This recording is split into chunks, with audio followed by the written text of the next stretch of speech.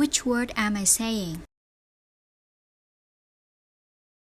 Round 1. Let's go. Head, head,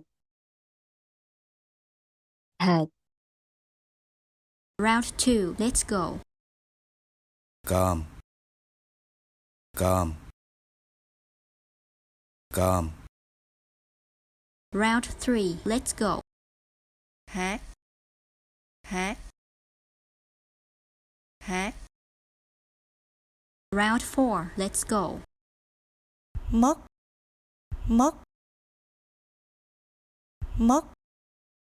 Round 5. Let's go. Ngáy, ngáy, ngáy. Round 6. Let's go.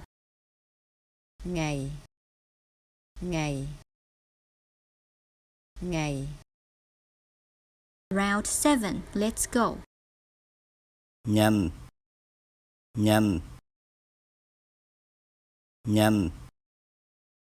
Round 8. Let's go. Hả, hả, hả. Round 9. Let's go. Nón, nón, nón. Round 10. Let's go. Nữa, nữa,